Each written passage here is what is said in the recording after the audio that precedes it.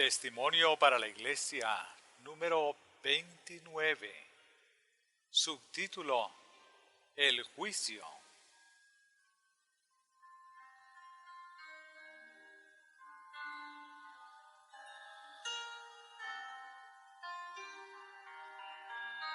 En la mañana del 23 de octubre de 1879, a eso de las 2, el Espíritu del Señor descansó sobre mí y contemplé escenas del juicio venidero.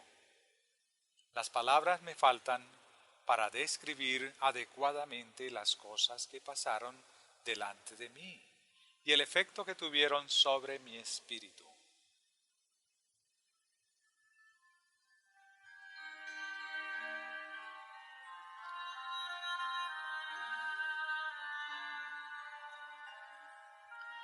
Parecía haber llegado el gran día de la ejecución del juicio de Dios. 10,000 veces 10 millares estaban congregados delante de un gran trono, sobre el cual estaba sentado un personaje de majestuosa apariencia. Delante de él había varios libros, y sobre las tapas de cada uno de ellos estaba escrito en letras de oro semejantes a llamas de fuego: el libro mayor del cielo. Uno de estos libros, el cual contenía los nombres de los que aseveran creer en la verdad, fue abierto. Entonces, inmediatamente perdí de vista a los incontables millones que rodeaban el trono, y mi atención se dedicó únicamente a los que profesan ser hijos de la luz y la verdad. A medida que se nombraba una tras otra a estas personas y se mencionaban sus buenas acciones, sus rostros se iluminaban con un gozo santo que se reflejaba en todas direcciones. Pero esto no pareció ser lo que impresionó con más fuerza mi espíritu.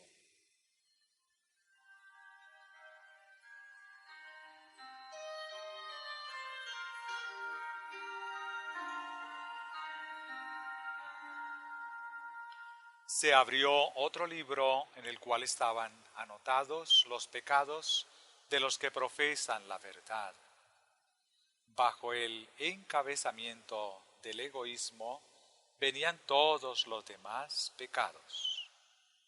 Había también encabezamientos en cada columna, y debajo de ellos, junto a cada nombre, estaban registrados en sus respectivas columnas los pecados menores.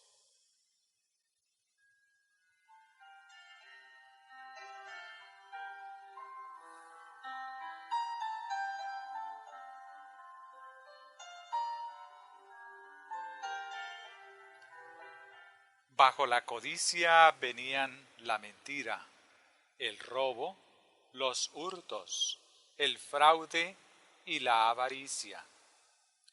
Bajo la ambición venían el orgullo y la extravagancia.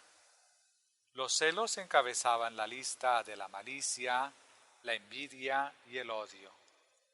Y la intemperancia, otra larga lista de crímenes terribles, como la lascivia, el adulterio, la complacencia de las pasiones animales, etc. Mientras contemplaba esto, me sentía abrumada de angustia indecible y exclamé: ¿quién puede salvarse? ¿Quién puede ser justificado delante de Dios, cuyas vestiduras están sin mancha? ¿Quién está sin defecto a la vista de un Dios puro y santo?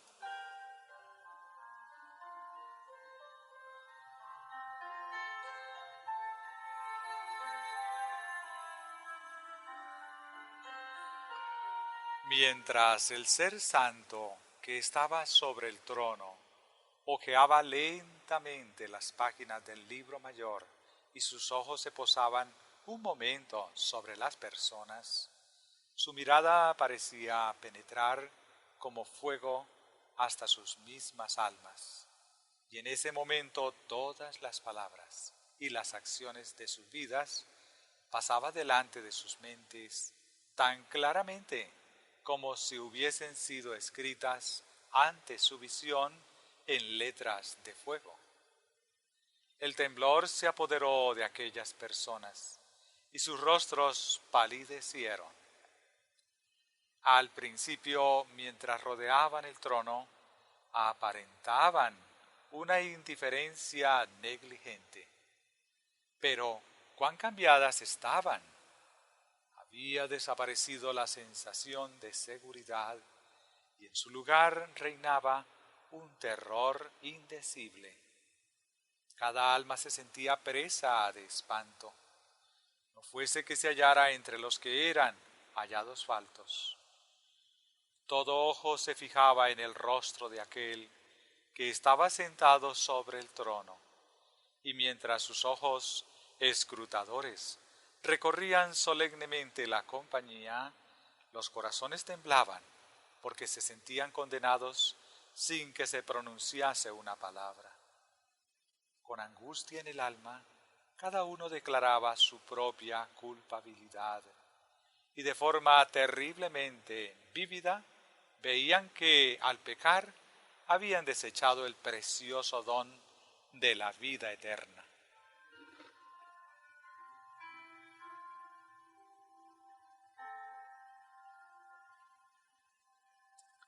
Una clase de personas estaba anotada por haber estorbado la siembra. A medida que el ojo escrutador del juez se posaba sobre ellos, se les revelaban distintamente sus pecados y negligencia. Con labios pálidos y temblorosos, reconocían que habían traicionado su santo cometido. Habían recibido advertencias y privilegios, pero no los habían escuchado ni aprovechado. Podían ver ahora que habían presumido demasiado de la misericordia de Dios. En verdad, no tenían que hacer confesiones como las de los viles, bajos y corrompidos, pero, como la higuera, eran malditos porque no llevaron fruto, porque no aprovecharon los talentos que se les habían confiado.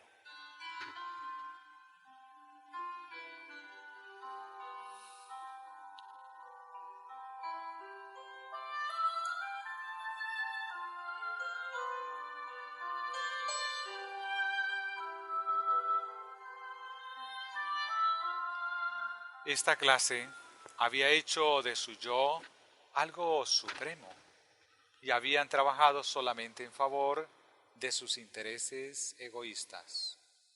No eran ricos para con Dios, ni habían respondido a sus derechos sobre ellos. Aunque profesaban ser siervo de Cristo, no le llevaron almas. Si la causa de Dios hubiese dependido de sus esfuerzos, habría languidecido, porque no solamente retuvieron los recursos que Dios les había prestado, sino que se retuvieron a sí mismos. Pero ahora podían ver y sentir que al mostrarse irresponsables con la obra de Dios, se habían colocado a la izquierda. Habían tenido una oportunidad, pero no quisieron hacer lo que podían y debían haber hecho.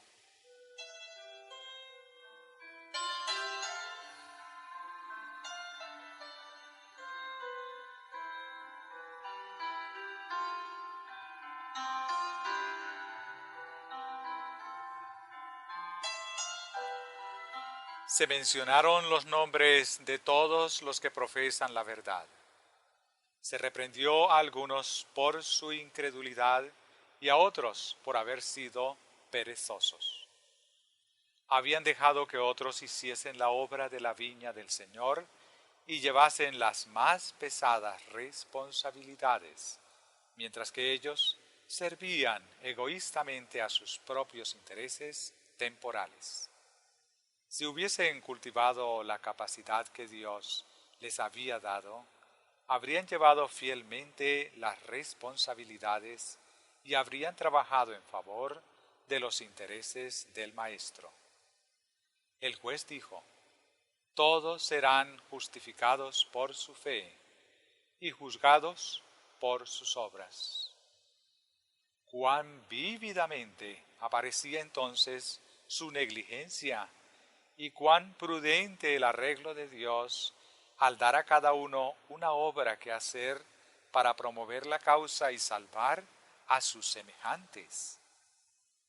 Cada uno debía manifestar una fe viva entre su familia y su vecindario, revelando bondad hacia los pobres, compasión hacia los afligidos, dedicándose a la obra misionera y ayudando a la causa de Dios con sus recursos. Pero, como en el caso de Meroz, la maldición de Dios recaía sobre ellos por lo que no habían hecho.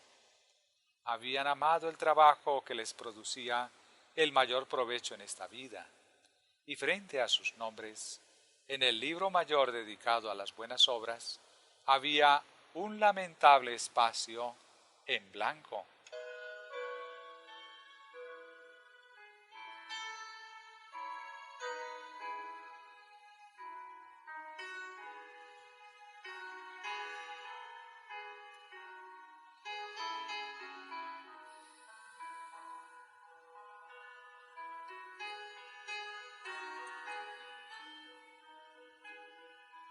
Las palabras que se dirigieron a estas personas fueron muy solemnes.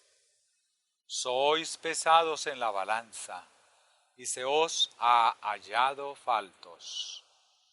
Habéis descuidado las responsabilidades espirituales en favor de las actividades temporales, mientras que vuestra misma posición de confianza hacía necesario que tuvieseis sabiduría más que humana y un juicio superior al juicio finito.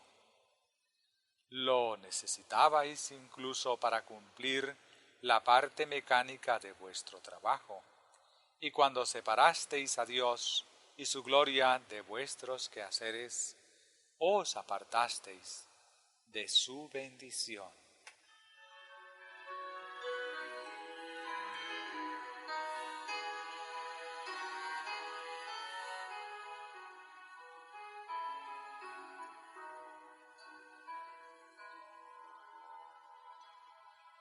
Se hizo luego la pregunta: ¿por qué no lavasteis las vestiduras de vuestro carácter y no las emblanquecisteis en la sangre del Cordero? Dios envió a su Hijo al mundo, no para condenarlo, sino para que por él pudiese salvarse. Mi amor hacia vosotros fue más abnegado que el amor de una madre, para que pudiese borrarse vuestro sombrío registro de iniquidad y ofrecerse a vuestros labios la copa de la salvación. Sufrí la muerte de la cruz, llevando el peso y la maldición de vuestra culpabilidad. Soporté los dolores de la muerte y los horrores de las tinieblas de la tumba para vencer a aquel que tenía el poder de la muerte. Abrir su cárcel y flanquearos las puertas de la vida. Me sometí a la vergüenza y la agonía porque os amaba con amor infinito y quería hacer volver al paraíso de Dios, al árbol de la vida, a mis ovejas extraviadas. Habéis despreciado esta vida de bienaventuranzas que compré para vosotros a un precio tan elevado. Habéis rehuido la vergüenza, el oprobio y la ignominia que llevó vuestro Maestro por vosotros. No habéis apreciado los privilegios que fueron puestos a vuestro alcance por su muerte. No quisisteis participar de sus sufrimientos y no podéis ahora participar de su gloria.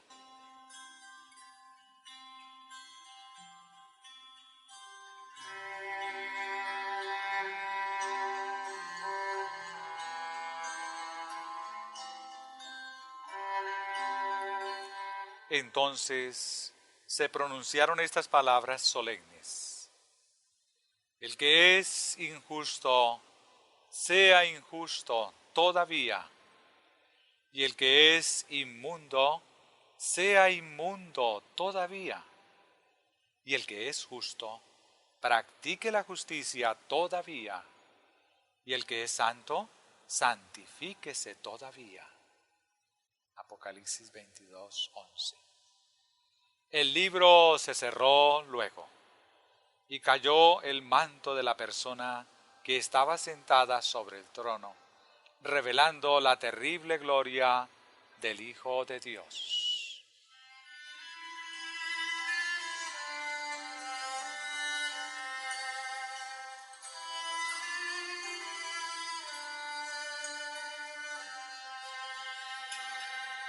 La escena se disipó después y me encontré nuevamente en la tierra, inefablemente agradecida de que el día de Dios no había venido todavía y que aún se nos concede un precioso tiempo de gracia en el cual podemos prepararnos para la eternidad.